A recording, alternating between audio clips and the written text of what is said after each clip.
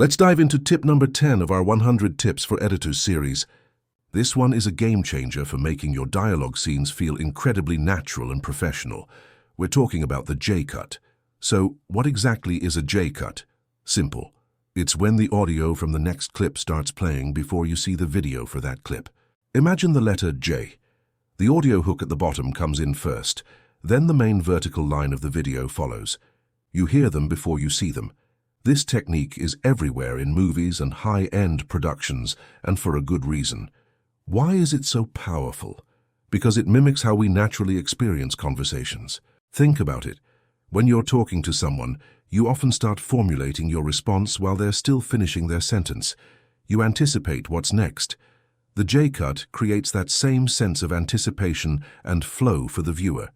It pulls them into the scene, making the transition between shots feel seamless and invisible, rather than a jarring jump from one person to another. It guides the audience's attention smoothly. Let's look at a practical example. Say you have a shot of person A talking. Instead of cutting directly to person B as they start to reply, you'd let person A's shot linger for a moment while we hear the beginning of person B's line. Then you cut to person B already mid-sentence. This small overlap makes the whole exchange feel more like a real dynamic conversation instead of a stiff turn-based back and forth. It adds a layer of polish that separates amateur edits from professional ones. So, how do you do it in your editing software? It's pretty straightforward on most timelines. You'll want to unlink your audio and video clips first. Then just extend the audio of your incoming clip, clip B, so it starts under the end of your outgoing clip, clip A. You're literally creating that J shape on your timeline. You can adjust the length of the overlap for different effects. A short overlap can quicken the pace, while a longer one can build a bit more tension or thoughtfulness. The J-cut isn't just for dialogue either. You can use it to introduce a new scene.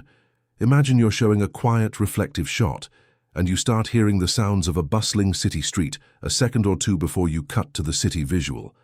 This pre-lap of audio instantly prepares the audience for a change in location and mood. It's a powerful storytelling tool that helps you lead the viewer's ear and then their eye. Now, a word of caution: don't overdo it. Like any technique, its power lies in its purposeful use. The J-cut works best when it's motivated by the story and the rhythm of the scene. Its counterpart, the L-cut, where the audio from the first clip continues over the second clip, is also essential, and we'll cover that in another tip.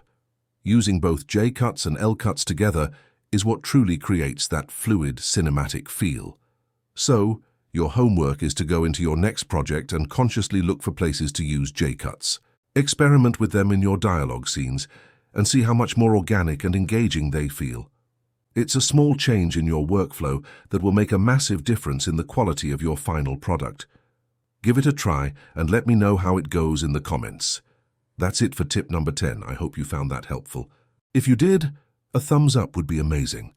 And make sure you're subscribed with notifications on so you don't miss the other 90 tips coming your way. Thanks for watching, and keep creating.